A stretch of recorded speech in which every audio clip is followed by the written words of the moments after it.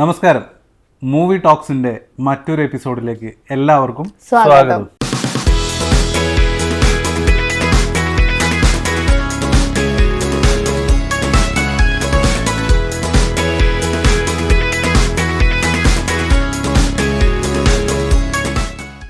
കുറേ നാളുകൾക്ക് ശേഷമാണ് ഞങ്ങൾ വീണ്ടും ഒരു മൂവി റിവ്യൂ ആയിട്ട് വന്നിരിക്കുകയാണ്. ഇന്ന് മൂവി റിവ്യൂ എന്ന് പറയുന്നില്ല, എന്നത്തെയും പോലെ തന്നെ ഞങ്ങളുടെ അഭിപ്രായം, ഞങ്ങൾ എങ്ങനെ ആ സിനിമ കണ്ടു ആസ്വദിച്ചു എന്നത് നിങ്ങളുമായിട്ട് ഷെയർ ചെയ്യുക എന്നത് മാത്രമാണ് ഈ ഒരു ടോക്ക് ഷോ കൊണ്ട് ഉദ്ദേശിക്കുന്നത്. അപ്പോൾ ഇന്നത്തെ cinema JSK, Janaki versus state of Kerala. Movie overall പറയുകയാണെങ്കിൽ എൻ്റെ ഭവതിക്ക് ഇഷ്ടപ്പെട്ടു. എനിക്ക് ഇഷ്ടപ്പെട്ടു എന്ന് വെച്ച് കഴിഞ്ഞാൽ ആസ് ഓൾവേസ് ഞാൻ അതിൻ്റെ ടെക്നിക്കൽ സൈഡ് നോക്കുന്ന ഒരാളായതുകൊണ്ട് കുറേ ഭാഗങ്ങൾ എനിക്ക് ഒട്ടും എൻജോയ് ചെയ്യാൻ പറ്റിയില്ല. സോ എനിക്ക് I felt it like an average movie. നിനക്കെന്താ തോന്നിയത്? പക്ഷേ എനിക്ക് ഫിലിം ഇഷ്ടപ്പെട്ടില്ല എന്ന് ഞാൻ പറയില്ല, ഇഷ്ടപ്പെട്ടു. പക്ഷെ എവിടെയൊക്കെയോ ഒരു എന്തൊക്കെയോ ഒരു പ്രശ്നങ്ങൾ ഫീൽ ചെയ്തായിരുന്നു. പക്ഷേ ഓൾ ഓഫ് ലൈക്ക് നല്ല കണ്ടന്റുകളായിരുന്നു, കുഞ്ഞു കുഞ്ഞു പാർട്ടുകളിൽ നല്ല നല്ല എലമെന്റ്സ് ഉണ്ടായിരുന്നു. പക്ഷേ എവിടേക്കോ ചെറിയ ചെറിയ പ്രശ്നങ്ങൾ എനിക്കും ഫീൽ ചെയ്തു. പക്ഷേ പ്രശ്നങ്ങൾ എനിക്ക് ഫീൽ ചെയ്തെന്ന് വെച്ചാൽ ഓവറോൾ ഞാൻ പറയില്ലേ, ഇപ്പോൾ നമ്മളെപ്പോഴും പറയുന്ന പോലെ ഒരു സിനിമ ജനിക്കുന്നത് എഡിറ്റിംഗ് ബോർഡിലാണ്, മീൻസ് സ്യൂട്ടിലാണെന്ന് പറയുന്ന പോലെ ഒരു എഡിറ്റിംഗ് കൊണ്ട് നശിപ്പിച്ച ഒരു പടം എന്ന് വേണമെങ്കിൽ പറയാം. പക്ഷെ പറയുമ്പോൾ ഏത് ലൂസിഫറൊക്കെ എഡിറ്റ് ചെയ്ത ആളാണ് ഇത് എഡിറ്റ് ചെയ്തിട്ടുള്ളത്. പക്ഷെ ആളുടെ ഒരു എഡിറ്റിംഗ് കൊണ്ടാണോ ഇങ്ങനെ സംഭവിച്ചതെന്ന് എനിക്കറിയില്ല. മേ ബി അതിൻ്റെ ഡയറക്ടറിൻ്റെ പ്രോപ്പർ ഗൈഡൻസ് ഇല്ലാത്തതുകൊണ്ടാണോ എന്താണെന്ന് അറിയില്ല. എനിക്ക് എഡിറ്റിംഗ് അതായത് എഡിറ്റിംഗ് ആയിക്കോട്ടെ, മേക്കിംഗ് ആയിക്കോട്ടെ, അതിൻ്റെ സ്ക്രിപ്റ്റ് ആയിക്കോട്ടെ വളരെ വളരെ വളരെ പൂറായിട്ടാണ് തോന്നിയത്. ടെക്നിക്കലി ഭയങ്കര വീക്കായിട്ടുള്ളൊരു സിനിമയായിട്ടാണ് എനിക്ക് തോന്നിയത്. എനിക്ക് ഈ പറയുന്ന എഡിറ്റിങ്ങിൻ്റെത് ആയിരിക്കും നിങ്ങൾ പറയുമ്പോൾ. എനിക്കുണ്ടല്ല, എനിക്ക് ആ സീനുകൾ ഇഷ്ടപ്പെട്ടു. പക്ഷേ ആ സീനുകൾ ഇവിടെയാണോ വേണ്ടത്, അത് അവിടെ ആയിരുന്നെങ്കിൽ, അങ്ങനെയൊക്കെയുള്ള ഒരു തോട്ട് പ്രോസസ് ഉടനീളം സിനിമയിൽ എനിക്കും ഫീൽ ചെയ്തായിരുന്നു. അതാണ് പ്രേക്ഷകനെ കൺഫ്യൂസ്ഡ് ആക്കുന്ന കുറെ പ്ലേസ്മെന്റ്. അതായത് എന്തൊക്കെയോ കുറെ സീനുകൾ അത് സ്ക്രിപ്റ്റിന്റെ പോരായ്മ കൊണ്ടാണോ എന്താണോ എന്നറിയില്ല, എവിടേക്കോ സീനുകൾ ആൾക്കാരെ കൺഫ്യൂസിങ് ആക്കുന്ന രീതിയിൽ അതിനെ പ്ലേസ് ചെയ്തിട്ടുണ്ട്. അതെനിക്കും ഫീൽ ചെയ്തായിരുന്നു. എനിക്ക് പക്ഷെ സീനുകൾ ഒറ്റൊരു സീന് മാത്രം എടുത്തു നോക്കുമ്പോല്ലേ, എനിക്ക് ആ സീനുകൾ ഇപ്പം ചില സ്ഥലത്ത് നമുക്ക് ആവശ്യമില്ല, ഭയങ്കര റിയലിസ്റ്റിക് ആയിട്ടുള്ള ഒരു സ്റ്റോറിയാണ്, ഇതൊക്കെ അവിടെ ആവശ്യമുണ്ടോന്ന് ഉള്ള ക്വസ്റ്റ്യൻ അവിടെ വെച്ചാൽ പോലും ആ പോയിന്റിൽ എത്തുന്ന സമയത്ത് എനിക്ക് ആ സീന് മാത്രം എടുത്തു നോക്കുമ്പോഴേ കൊള്ളാം, ഈ സീന് നന്നായിട്ടുണ്ട് കേട്ടാ, ഇത് കൊള്ളാട്ടോ, അതൊണ്ട്. ഇതിനിടയിൽ ഞാൻ ചോദിക്കുന്നത് എന്ത് കാണിച്ചു നിങ്ങൾ, കാരണം എനിക്ക് ആ സീന് മാത്രം എടുക്കുമ്പോ, പക്ഷെ നിങ്ങൾ പറയുന്ന ആ സാധനം എനിക്ക് ഫീൽ ചെയ്തു. അതിന്റെ തൊട്ട് മുന്നത്തെ സീനും ഈ സീനും കഥയിലൂടെ ഡ്രൈവ് ചെയ്ത് കൊണ്ടുപോകുമ്പോ ആ ഒരു ജമ്പ് ഫീൽ ചെയ്യാൻ പാടില്ല. നമുക്കൊരു ഒരു സീനിൽ നിന്ന് വേറെ സീനിലേക്ക് പോകുമ്പോൾ അത് എടുത്തു വെച്ച മാതിരി ഒരു തോന്നൽ പലയിടത്തും തോന്നിയായിരുന്നു.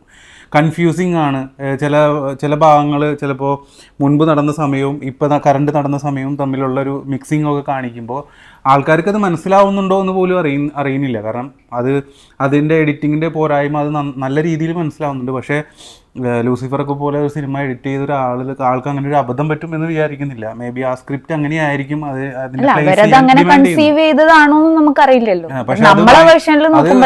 ടെക്നിക്കലി വളരെ പൂറായിട്ടാണ് എനിക്ക് തോന്നിയിട്ടുള്ളത്.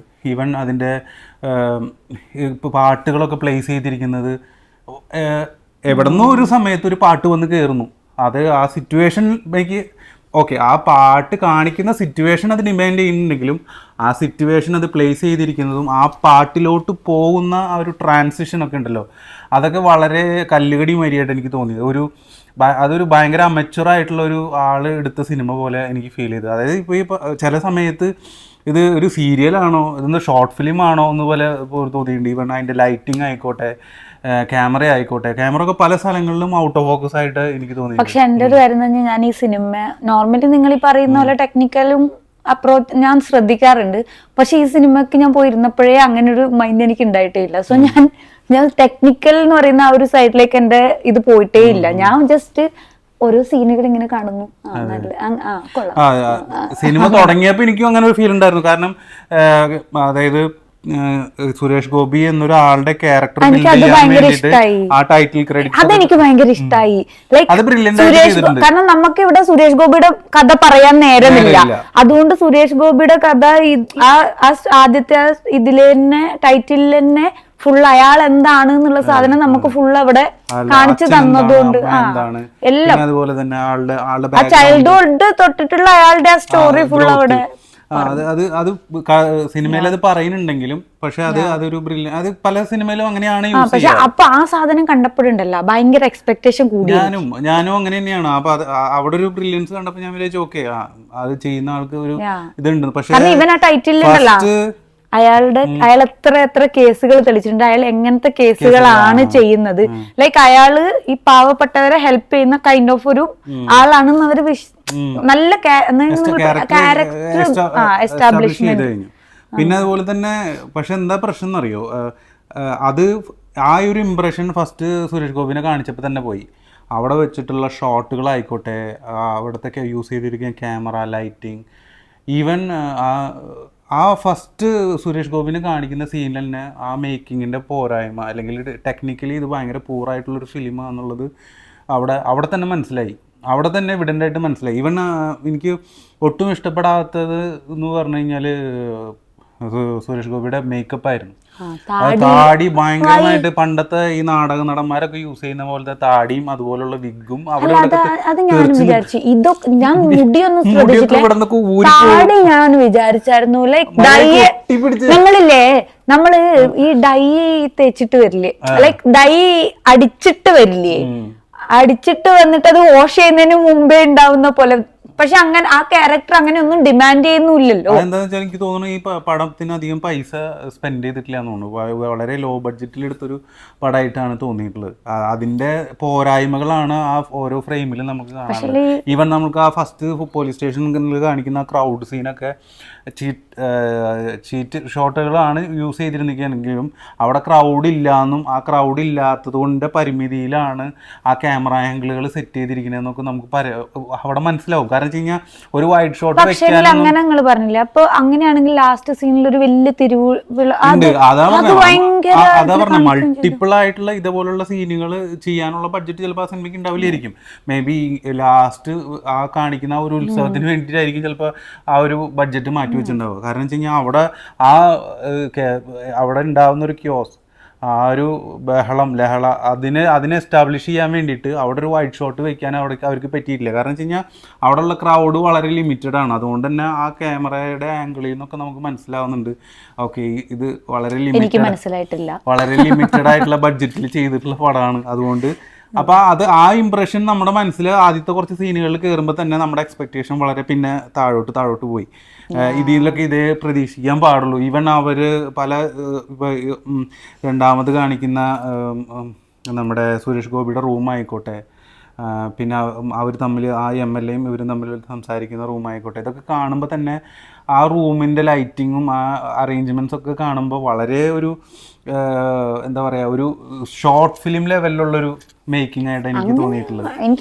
ലൈറ്റിംഗ് ഒക്കെ വളരെ വീക്കായിട്ടാണ് തോന്നി. അതുപോലെ തന്നെ ഇതിലെ ഏറ്റവും വലിയ പോരായ്മയായിട്ട് തോന്നിയിട്ടുള്ളത് ഇതിലത്തെ കാസ്റ്റിംഗ് ഒന്നും ഇപ്പോൾ ഉദാഹരണം പറയുകയാണെങ്കിൽ MLA, ആ MLA ഓക്കെ ഒരു സാധാരണ MLA ആയിട്ട് കാണുന്നുണ്ടെങ്കിൽ അത് നന്നായിട്ട് ആൾക്കത് ഫലിപ്പിക്കാൻ പറ്റും. പക്ഷെ ആളെ കൊണ്ട് കുറേ വായക്കൊള്ളാത്ത കുറേ ഇംഗ്ലീഷ് പറയിപ്പിച്ചോടുകൂടി നമുക്കത് ദഹിക്കുന്നില്ല. ആ ഒരു ആള് നമുക്ക് പഴയ സിനിമകളായാലും ആൾ ചെയ്ത് വെച്ചിട്ടുള്ള ക്യാരക്ടേഴ്സ് വെച്ച് നോക്കുമ്പോൾ അങ്ങനെ ഒരു കപ്പാസിറ്റി ഉള്ളൊരു ആളായിട്ട് നമുക്ക് ഫീൽ ചെയ്യുന്നില്ല. ആൾ വന്നിട്ട് 4 ഇംഗ്ലീഷിൽ ഡയലോഗ് അടിക്കുമ്പോൾ സുരേഷ് ഗോപിയുടെ അടുത്ത് അപ്പോൾ അത്രയ്ക്ക് കട്ടക്ക് നിൽക്കണമെന്നുണ്ടെങ്കിൽ അത്രയും സ്ട്രോങ് ആയിട്ടുള്ള ഒരു ക്യാരക്ടർ ആയിരിക്കണം, അല്ലെങ്കിൽ അങ്ങനെ ഒരു ഇംപ്രഷൻ നമുക്ക് ആ റിയാലിറ്റി ആലോചിച്ച് കഴിഞ്ഞാൽ അതൊരു പൊളിറ്റിക്കൽ സെന്റൻസ് ആവുമെന്ന് അറിയില്ല. പക്ഷെ ലൈക്ക് നിങ്ങളിപ്പോ പറഞ്ഞത് ആ ഇംഗ്ലീഷ് ഒരു കല്ലുകടിയാണ് എന്ന് നമ്മളെ നാട്ടിലെ നോർമൽ ആൾക്കാർ കോൺട്രവേഴ്സി ആക്കാനല്ല. പക്ഷെ ഇനിയിപ്പോ പൊളിറ്റിക്സിന്റെ കാര്യം പറഞ്ഞുകൊണ്ടാണ് ഈ സിനിമയിൽ കൃത്യമായിട്ടുള്ള ഒരു പൊളിറ്റിക്കൽ അജണ്ട ഉണ്ട്, പ്രൊപ്പഗാൻഡ ഉണ്ട്. അത് സുരേഷ് ഗോപിയുടെ പല ഡയലോഗുകളിൽ നിന്നും നമുക്ക് മനസ്സിലായിട്ടുണ്ട്. ഈവൻ ആ മീഡിയയുടെ കാര്യം പറയുന്ന ആയിക്കോട്ടെ, പിന്നെ 2 ചങ്കിനെ പറ്റി പറയുന്ന കാര്യം ആയിക്കോട്ടെ, പിന്നെ നമ്മുടെ കേരളയിലെ മറ്റേ ഇതിനെ പറ്റി, അതായത് സർവേ കല്ല് കൊണ്ടുപോയി വെക്കുന്ന കാര്യമായിക്കോട്ടെ, ഇതെല്ലാം ഒരു പ്രൊപ്പഗാൻഡ ഉണ്ട് അതിനകത്ത്. അതുകൊണ്ട് ആ മനഃപൂർവ്വം ആ സ്പേസിലൊക്കെ പറ്റാവുന്നിടത്തൊക്കെ ഇതുപോലുള്ള ഡയലോഗുകൾ കുത്തി നിറയ്ക്കാൻ ശ്രമിച്ചിട്ടുണ്ട്. അല്ല, ഞാൻ എക്സ്പെക്ട് ചെയ്ത പോലെ അങ്ങനെ ഒരു ഇത് എനിക്ക് തോന്നിയില്ല കേട്ടോ. നിങ്ങൾ പറയുന്ന പോലെ ഉണ്ട്, പറയേണ്ട സ്ഥലത്ത് അങ്ങനെയുള്ള കാര്യങ്ങൾ പറഞ്ഞു പോയിട്ടുണ്ട്, ഇല്ല എന്നല്ല ഞാൻ പറയണത്. പക്ഷെ അതൊരു ടാർഗറ്റഡ് ടൈപ്പിൽ പറഞ്ഞു പോയിട്ടുണ്ടെന്ന് എനിക്ക് തോന്നുന്നു. കാരണം വെച്ചാല് ടാർഗറ്റഡ് ആണെന്ന് എനിക്ക് തോന്നാൻ കാരണം വെച്ചാല് ആ മാധ്യമങ്ങളെ പറ്റി പറയുന്നത് അത് സുരേഷ് ഗോപിയുടെ ഉള്ളിലുള്ള ഫ്രസ്ട്രേഷൻ ആണ് അവിടെ കാണിച്ചത്. എല്ലാ മീഡിയനോടും ഒരുമിച്ച് പറയാൻ അത് ഫൈനാണ്. അത് നമ്മളെല്ലാരും ഈ സിനിമ ഉണ്ടാക്കുന്ന ആൾക്കാര് എടുക്കുന്ന ഒരു സാധനമാണ്. ലൈക്ക് നമ്മളെ റിയൽ ലൈഫിലെ എന്തെങ്കിലും ഒരു സാധനം, ഇപ്പൊ തുടരും സിനിമയിൽ മോഹൻലാലിന്റെ എന്തൊക്കെ കാര്യങ്ങൾ ഇൻക്ലൂഡ് ചെയ്തിട്ടുണ്ട്, ഇതും അതന്നെ. ലൈക്ക് ആ ഒറ്റ ഡയലോഗ് ലൈക്ക് നമ്മളെന്തായാലും ഓപ്പൺ ആയിട്ട് ഇത് പറയുന്നല്ലേ, റിവീൽ ചെയ്യുന്നല്ലേ. അപ്പൊ സ്പോയിലർ അല്ല ഞാൻ പറയുന്ന ഈ മാറി നിൽക്കുന്ന പറയുന്നത് ലൈക്ക് മാറി നിന്നിട്ടില്ലേ, മുട്ടിപ്പോയാലോ അല്ലെങ്കിൽ ചെയ്തു പോയാലും നിങ്ങൾ പ്രശ്നം കൊണ്ട് വരും, മാറി നിക്ക് മോളെ, അത്രല്ലേ ഉള്ളൂ. ദാറ്റ്സ് ലൈക്ക് നിങ്ങൾ പറഞ്ഞ സർക്കാസം തന്നെയാണത്. പിന്നെ അതിൽ പറയുന്നുണ്ടല്ലോ മാന്തും പൊളിക്കും എന്നൊക്കെ പറയുന്നത്, എന്നെ മാന്താൻ വന്ന നിങ്ങളെ മാന്തി പൊളിക്കും എന്നൊക്കെ പറയുന്നത് പറയണല്ലോ. അത് ആ സുരേഷ് ഗോപിയുടെ ഫ്രസ്ട്രേഷൻ തന്നെയാണ്. അത് ആ ചാൻസ് അത് സുരേഷ് ഗോപിയുടെ ഫ്രസ്ട്രേഷൻ ഒപ്പീനിയൻ അതിപ്പോ സുരേഷ് ഗോപിയുടെ ഫ്രസ്ട്രേഷൻ ആണോ, ആ കഥാകൃത്ത് എഴുതിയതാണോ, അല്ല പിന്നെ സംവിധായകന്റെ കോൺട്രിബ്യൂഷൻ ആണോ, അത് നമുക്കറിയില്ലല്ലോ. അതിപ്പം ഒരാൾ എഴുതിയ സാധനം ഡെലിവറി അങ്ങനെ സുരേഷ് ഗോപി എന്നുള്ളൊരു ക്യാരക്ടർ, പ്രത്യേകിച്ച് അയാൾക്ക് പൊളിറ്റിക്കൽ ബാക്ക്ഗ്രൗണ്ട് ഉള്ളതുകൊണ്ട് ആ ഒരു നടൻ അവിടെ ഇങ്ങനെ ഒരു ഡയലോഗ് പറഞ്ഞാൽ അല്ലെങ്കിൽ കാര്യങ്ങൾ പറഞ്ഞാൽ ഒരു കയ്യടി കിട്ടും, അല്ലെങ്കിൽ പെട്ടെന്ന് കണക്ട് ആവും എന്നുള്ളതുകൊണ്ട് ഈ പറയുന്ന മാറി നിൽക്കുന്ന പറയുന്ന ഒരു സാധനം ആഡ് ചെയ്യുമ്പോൾ അത് സുരേഷ് ഗോപി പറയുമ്പോൾ അത് റെലവെന്റ് ആണെന്നുള്ളതായിരിക്കും അത് സ്ക്രിപ്റ്റിൽ ആഡ് ആയിട്ടുണ്ട്. ആര് വേണമെങ്കിലും ആവാം, റൈറ്ററിന്റെ ഇതായിരിക്കാം, മേ ബി ഡയറക്ടറിന്റെ കോൺട്രിബ്യൂഷൻ ആയിരിക്കാം, ആര് വേണ്ടിക്കലും ആയിരിക്കും. അതാ പറഞ്ഞു ആണോ, അതെനിക്കറിയില്ല, സോറി അതെനിക്കറിയില്ല. പക്ഷെ അത് ആരതും ആയിരിക്കാം, അത് എവിടുന്ന് വന്നു എവിടുന്ന് തോട്ട് വന്നു നമുക്കിപ്പം ഇന്ന ആളുടേതാണെന്ന് നമുക്ക് പറയാൻ പറ്റില്ല. അത് പറയാൻ പറ്റുന്നത് അവര് ബിഹൈൻഡ് വർക്ക് ചെയ്ത ആൾക്കാർക്ക്. പക്ഷെ ഞാനിപ്പോ പറഞ്ഞു വന്നതൊക്കെയാണ് കാസ്റ്റിംഗിൽ എനിക്ക് വളരെ വീക്കായിട്ട് ഈവൻ സുരേഷ് ഗോപിയുടെ അസിസ്റ്റന്റ് ആയിക്കോട്ടെ, പിന്നെ അതുപോലെ തന്നെ പോലീസുകാരൻ, SI, കോൺസ്റ്റബിൾ, ഇവരൊക്കെ കാസ്റ്റ് ചെയ്തിരിക്കുന്നതൊക്കെ അത് മേ ബി ഈ ബഡ്ജറ്റിൻ്റെ ഇഷ്യൂ ഉള്ളതുകൊണ്ടാണോ എന്നറിയില്ല, കുറേയൊക്കെ പുതുമുഖങ്ങളും സീരിയൽ നടന്മാരും അവരൊക്കെ ആ ലെവലിലുള്ള കുറേ ആൾക്കാരൊക്കെ കണ്ടായിരുന്നു. പക്ഷേ അല്ല, ഞാൻ അങ്ങനെ ഉദ്ദേശിച്ചതല്ല, ഡിസ്റെസ്പെക്ട് ചെയ്യാൻ വേണ്ടി ഉദ്ദേശിച്ചതല്ല. ഇപ്പോൾ നമ്മൾ കാസ്റ്റിങ്ങിൽ കോംപ്രമൈസ് ചെയ്യപ്പെടുക എന്ന് പറയുന്നുണ്ടല്ലോ, എനിക്ക് എൻ്റെ ക്യാരക്ടർ ചെയ്യാൻ ഇന്നൊരാളാണ് വേണ്ടതെന്ന് ഡയറക്ടറിൻ്റെ ഒരു വിഷൻ ഉണ്ടാവും. അവിടെ കോംപ്രമൈസ് ചെയ്യപ്പെടുന്നത് പല ഇതുപോലുള്ള ബഡ്ജറ്റിന്റെ കൺസ്ട്രെയിൻ ആയിരിക്കാം, അല്ലെങ്കിൽ ഈ പറഞ്ഞ മാതിരി എന്താ പറയാ ചുറ്റുമുള്ളവരിൽ നിന്നും ഇൻഫ്ലുവൻസ് ആവുന്ന ഒരാളായിരിക്കാം. മേ ബി ഞാനിതൊന്നും ജഡ്ജ് ചെയ്യുന്നതല്ല, ഇങ്ങനെയുള്ള സിറ്റുവേഷൻസ് വരുമ്പോഴാണ് ഓക്കെ അവനൊരു ചാൻസ് കൊടുത്തില്ലല്ലോ, ഇവനൊരു ചാൻസ് കൊടുത്തില്ല, ഞാനൊരു സിനിമ ചെയ്യുമ്പോൾ അവന് ചാൻസ് കൊടുക്കണ്ടേ. ഒട്ടും ഞാൻ അതിന് ജഡ്ജ്മെന്റലായിട്ട് സംസാരിക്കല്ല. ഇങ്ങനത്തെ സാഹചര്യങ്ങളിലായിരിക്കാം പലപ്പോഴും കോംപ്രമൈസ് ചെയ്യപ്പെടുന്നത്. പക്ഷെ അതൊരു സിനിമ എന്നുള്ളൊരു വിഷൻ വെച്ച് നോക്കുമ്പോൾ അങ്ങനത്തെ കാര്യങ്ങളിലൊന്നും കോംപ്രമൈസ് ചെയ്യരുത്. നമ്മളുടെ ഈ ഒരു ഭാഗത്ത് നിന്നിട്ട് നമുക്ക് പറയാൻ പറ്റും, നമുക്ക് ആ ഫിലിം കണ്ടപ്പോൾ ആ ക്യാരക്ടറിന് അയാള് ആപ്റ്റ് ആയില്ല എന്നാണ് നമുക്ക് ഫീൽ ചെയ്തത് എന്നേ പറയാൻ പറ്റുള്ളൂ. നമുക്കിപ്പം പറയാൻ പറ്റുന്ന ഒരു സാധനം, നമ്മളിപ്പം നമ്മളുടെ ഒരു സൈഡ് പറയുകയാണെങ്കിൽ നമുക്ക് ഇവിടെ ഇരുന്നിട്ട് പറയാൻ പറ്റുന്ന ഒരു കാര്യം, നമുക്ക് സിനിമ കണ്ടപ്പോൾ ആ ക്യാരക്ടറിന് അയാള് സ്യൂട്ടാണെന്ന് നമുക്ക് തോന്നിയില്ല. ഇതേ നമുക്ക് പറയാൻ പറ്റുള്ളൂ. അയാള് എന്തിന് ഡയറക്ടർ എടുത്തില്ല എന്ന് നമുക്ക് പറയാൻ പറ്റില്ല. സിനിമയിലേക്ക് തിരിച്ചു വരാം. കാരണം ഞാൻ ആ സിനിമയുടെ ബഡ്ജറ്റിനെ പറ്റിയും അതിൽ ചെയ്തിട്ടുള്ള കോംപ്രമൈസുകൾ അതിന്റെ ക്വാളിറ്റീനെ ബാധിച്ചിട്ടുണ്ടോ എന്നുള്ളതിനെ പറ്റിയാണ് പറയാനുണ്ട്. ഒരു ഡയറക്ടറിന്റെ തീരുമാനം അതൊക്കെ ഡയറക്ടറാണ്. അതാണ് അല്ല അതില് ഞാൻ പറഞ്ഞ സാധനം എന്താണെന്നറിയോ, budget is not our problem അല്ല ബഡ്ജറ്റ് നമ്മൾ ഡിസ്കസ് ചെയ്യേണ്ട ഒരു തിങ് ആയിട്ട് എനിക്ക് ഫീൽ ചെയ്തിട്ടില്ല. പിന്നെ എനിക്ക് തോന്നിയിട്ടുള്ളതെന്ന് വെച്ച് കഴിഞ്ഞാല് ഡയറക്ടർ അത്യാവശ്യം ഈ പറഞ്ഞ മാതിരി അല്ലെങ്കിൽ അതിന് റൈറ്റിംഗിൽ തന്നെ കുറച്ച് നന്നായിട്ട് ചെയ്തിട്ടുള്ള കാര്യങ്ങൾ എന്ന് പറഞ്ഞു കഴിഞ്ഞാൽ കോടതി അതിന്റെ നിയമവശങ്ങൾ കാര്യങ്ങളൊക്കെ ഇവൻ മെഡിക്കലും നന്നായിട്ട് ചെയ്തിട്ടുണ്ട്. കാരണം അങ്ങനെ ഒരു കാര്യങ്ങൾ ചെയ്തു കഴിഞ്ഞാൽ എത്ര ലൈക്ക് ഒരു ലേഡി ഫേസ് ചെയ്യേണ്ടി വരുന്ന കാര്യങ്ങൾ അതൊക്കെ നല്ല ഇതിൽ അതൊക്കെ നന്നായിട്ട് റൈറ്റ് ചെയ്ത് വെച്ചിട്ടുണ്ട്. പക്ഷെ എന്താണെന്നറിയോ, പക്ഷെ നമുക്ക് സാധാരണക്കാർക്ക് പോലും തോന്നുന്ന പല ക്വസ്റ്റ്യൻസ് ഉണ്ട്. അത് എന്തുകൊണ്ട് ആ ഒരു പോലീസുകാരൻ അങ്ങനെ ഒരു ചോദ്യം ചോദിച്ചില്ല, അല്ലെങ്കിൽ കോടതി എന്തുകൊണ്ട് അങ്ങനെ ഒരു ചോദ്യം ചോദിച്ചില്ല. ചില സമയത്ത് മണ്ടന്മാരായ കോടതിയും അല്ലെങ്കിൽ മണ്ടന്മാരായ വക്കീലും മണ്ടന്മാരായ ജഡ്ജും അല്ലെങ്കിൽ മണ്ടന്മാരായ പോലീസുകാരെയാണ് നമുക്ക് സ്ക്രീനിൽ കാണാൻ പറ്റുക. കാരണം വെച്ച് കഴിഞ്ഞാൽ ചിലത് സിനിമയ്ക്ക് വേണ്ടി വിഴുങ്ങി കളഞ്ഞ മാതിരി എനിക്ക് തോന്നുന്നു. കാരണം ഫസ്റ്റ് കോർട്ട് സെഷനിലൊക്കെ തന്നെ പലതും തെളിയിക്കാവുന്ന പല ചോദ്യങ്ങളും ചോദിച്ചിട്ടില്ല, പല കാര്യങ്ങളും അതിൽ പറഞ്ഞിട്ടില്ല. ഈവൻ ഇപ്പോൾ പറയുകയാണെന്നുണ്ടെങ്കിൽ CCTV ദൃശ്യങ്ങളെ പറ്റി പറയുന്നുണ്ട്. അതിലൊരു പർട്ടിക്കുലർ സമയം മാത്രം അവർ നോക്കുന്നുള്ളൂ. പക്ഷേ മറ്റേ ഭാഗം എന്തുകൊണ്ട് അവർ നോക്കിയില്ല, അല്ലെങ്കിൽ അതിൽ ഒരുപാട് ലോജിക്കൽ ലൂപ്പുകളുണ്ട്. ഈവൻ അവൻ ലാസ്റ്റ് വന്ന് ആ CCTV കവർ ചെയ്യുന്നു എന്ന് ഉണ്ടെങ്കിലും തിരിച്ചത് അൺകവർ ചെയ്യുമ്പോഴും ഇതിൽ കുറെ ടെക്നിക്കൽ സൈഡുകളുണ്ട്. അത് നിങ്ങൾ ശ്രദ്ധിക്കാതിരിക്കും. അത് പിറകിലെ ഡോറ് വഴി അത് കൺവിൻസ് ചെയ്യാൻ വേണ്ടിയിട്ടാണ് അവർ പുറകിലെ ഡോറ് യൂസ് ചെയ്തു എന്ന് പറയുന്നത്. പക്ഷെ എന്നാലും അതിൽ കുറെ ചോദ്യങ്ങൾ അവിടെ വിഴുങ്ങി കളഞ്ഞിട്ടുണ്ട്. മനസ്സിലായോ? അത് ഈ പറഞ്ഞ മാതിരി കഥേനെ നീട്ടിക്കൊണ്ടു പോകാനും അല്ലെങ്കിൽ ഇങ്ങനെ ഒരു ക്ലൈമാക്സിലേക്ക് എത്തിക്കാനും വേണ്ടിയിട്ട് പലതും അത് അല്ലെങ്കിൽ ഉൾപ്പെടുത്താതെ വന്നു എന്ന് എവിഡന്റ് ആയിട്ട് മനസ്സിലാവും. ഈ കഥയിൽ എനിക്കുണ്ടല്ല ഒട്ടും പ്രതീക്ഷിക്കാത്തൊരു വന്നതെന്നാന്നറിയാം. ഏകദേശം നമുക്കൊരു ധാരണ ഉണ്ടായിരുന്നു. അത് കഴിഞ്ഞ് നമുക്കൊരു ആളെ കിട്ടുകയും ചെയ്തേ. ആ കിട്ടിയാളെ കണ്ടപ്പോ ഞാൻ അയ്യോ ഇത്രയും വീക്കായ ഒരു വില്ലനാണല്ലോ നമ്മള് ലാസ്റ്റ് അങ്ങനെ ഒരു തോട്ട് പ്രോസസ് വന്നേ. പക്ഷേ അയാൾ അഭിനയിച്ചിട്ട് അങ്ങോട്ട് പക്ഷെ അതാണ് ഞാൻ ആലോചിക്കുന്നതേ. അയാളെ പ്ലേസ് ചെയ്തിരിക്കുമ്പോൾ അയാൾക്ക് ഒരു റിലവൻസ് ഒന്നുമില്ല. ഓക്കെ, ഇത് ഇങ്ങനത്തെ കഥകളിൽ അങ്ങനെയാണ് വരിക. അവസാനം ഒരു സർപ്രൈസ് എലമെന്റ് എന്ന് പറഞ്ഞ പോലെ ഒരു എവിടെന്നോ പൊട്ടിമുളിച്ചൊരു ഒരു ക്യാരക്ടർ വരുന്നു.